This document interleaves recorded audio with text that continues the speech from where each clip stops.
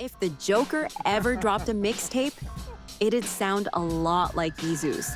One's a chaotic genius in a purple suit. The other wore a MAGA hat on live TV and said slavery was a choice. Both crave the spotlight. Both set it on fire the moment they get it. Kanye West isn't just a musician anymore. He's a cultural Rorschach test. Some see brilliance, others see breakdown. But everyone sees something. The question is, are we watching a villain rise? Or an artist completely unravel? Because when Kanye speaks, the world listens, even when it doesn't like what it hears.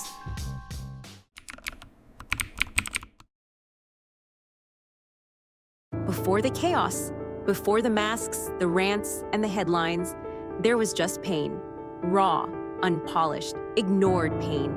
In most versions of the Joker's origin, he's a failed comedian, broken by a world that never laughed with him, only at him, pushed to the edge by poverty, rejection, and humiliation. Now rewind to Chicago, young Kanye West, a quiet kid raised by a professor mother and an absent father. His world was filled with poetry, jazz, and education, not guns, not crime. But even then, he didn't fit the mold. In an era of gangsta rap, Kanye showed up with a backpack and beats. Labels said he looked soft. Industry execs called him too different. No street cred, no cosign, no chance. According to MTV Archives, over 10 major labels rejected him before. The college dropout exploded in 2004. They didn't hear genius, they heard risk. Like the Joker, he wasn't given power. He had to steal the mic, crash the stage, and force the world to listen. The car crash in 2002, that shattered his jaw and rewired something deeper. He recorded Through the Wire, with his mouth wired shut. And that was the moment Kanye stopped asking for permission. The Joker puts on paint. Kanye puts on a mask. Both are screaming the same thing underneath. You're not listening to me.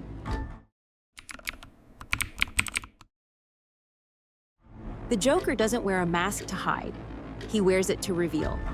The moment he becomes Joker, he stops pretending to be anything else. That's the danger of performance. Do it long enough, and it stops being an act. For Kanye, the line between persona and person has completely evaporated. One moment, he's on stage calling himself a god. The next, he's live on TMZ saying slavery was a choice. A week later, he's wearing a White Lives Matter shirt. Then, he's tweeting out anti-Semitic conspiracy theories. It doesn't feel like a meltdown. It feels like theater, and we're all in the audience, popcorn in hand. According to Psychology Today, bipolar disorder combined with narcissistic traits can cause identity fragmentation, where ego, trauma, and persona blur into one unstable mask. Kanye once said, "I am Warhol. I am Shakespeare. I am the #1 most impactful artist of our generation." That's not just ego. That's a man begging to be remembered. The Joker said, "I'm not a monster. I'm just ahead of the curve."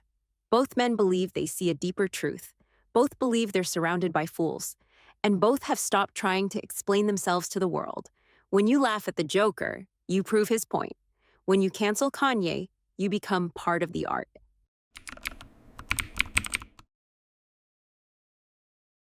The Joker wasn't born in chaos. He was shaped by it. He tried to be normal, tried to make people laugh, tried to fit in, and every single time, the world spit him back out. Kanye didn't start out a provocateur either. He was the soulful underdog, a college dropout rapping about insecurities and ambition. But slowly, piece by piece, the industry, the fame, and the loss carved out someone else. The turning point? Donda West.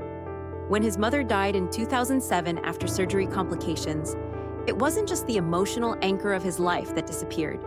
It was the one person who kept him tethered to reality. According to a 2022 article in The Atlantic, Kanye's public behavior dramatically changed after her death. More instability, more outbursts, more masks. The Joker says, all it takes is one bad day. And for Kanye, that day came, and it never really ended. The media mocked him. Fans turned him into memes. And the industry? They used his name to sell sneakers, then dropped him the moment he went too far. You don't get the Joker without Gotham. and you don't get this Kanye without all of us.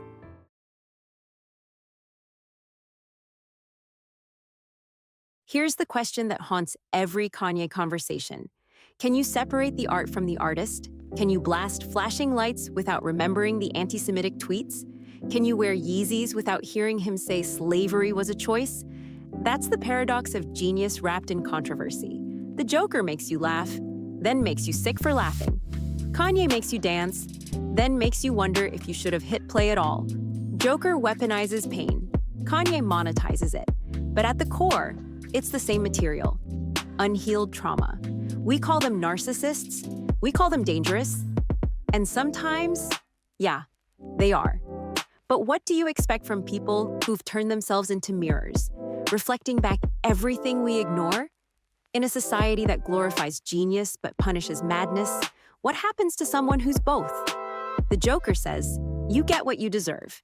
Maybe the tragedy isn't just what Kanye became. Maybe it's that we all watched it happen and turned it into entertainment. We didn't just cancel him. We streamed the cancellation.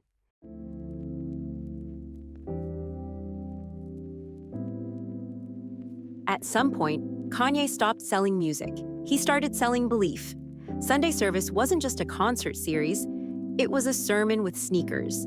Choirs dressed in beige, audiences standing like congregations. And Kanye, dead center, arms stretched wide. It wasn't about chart-topping singles anymore. It was about transcendence. His fans don't behave like a fandom. They behave like followers, quoting him like scripture, defending him like a prophet misunderstood by the world. And Kanye plays into it. He calls himself Ye, the most commonly used word in the Bible. He titled an album, Jesus is King. He ran for president on a platform that felt more like a gospel. This isn't just celebrity. It's a full-blown ideology, one built on faith, spectacle, and sacrifice. When someone turns themselves into a god, what happens when they start to fall?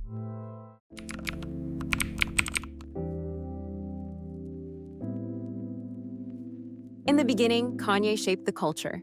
Now, the culture shapes Kanye. Every tweet, every outfit, every public outburst, it's instantly turned into memes, TikToks, and think pieces.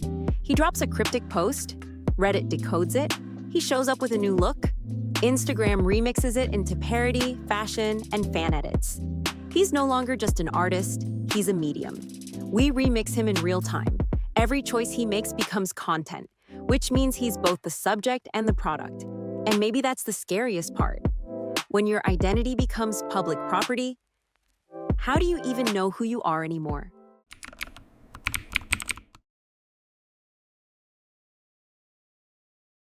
Redemption arcs used to matter.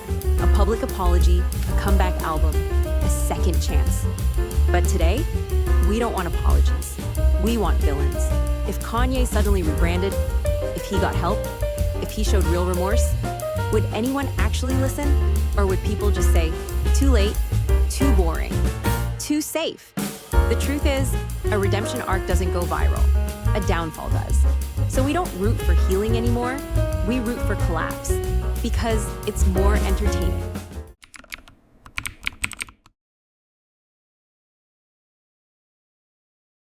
Maybe this was never about music, or fashion, or even fame. Maybe the real performance is the collapse itself. Because think about it, what's the one thing Kanye has always chased? Attention, but not the easy kind. Not the applause at the Grammys, not the radio hits. He wants the kind of attention that rewrites culture, that disrupts, divides, provokes, the kind that makes people argue at dinner tables, headlines, hashtags, outrage. That's not ego anymore. That's strategy. That's survival in a media ecosystem where shock is the only currency. If he stayed quiet, he'd be forgotten. If he played it safe, he'd just be another legacy act. So instead, he pulls the pin and drops the grenade again and again. Every outburst, every contradiction, every wild statement, it resets the internet, and it keeps him in control of the chaos. In that sense, the collapse isn't the tragedy. The collapse is the brand.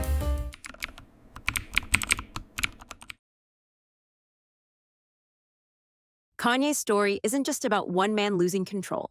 It's about a world that let him slip through the cracks. We say he went mad, but maybe the truth is that the world broke him first. So here's the question for you. Are we watching a villain rise or an artist collapse? Tell me what you think in the comments. Like, subscribe, and share if the line between genius and madness keeps you up at night. Your move, Gotham.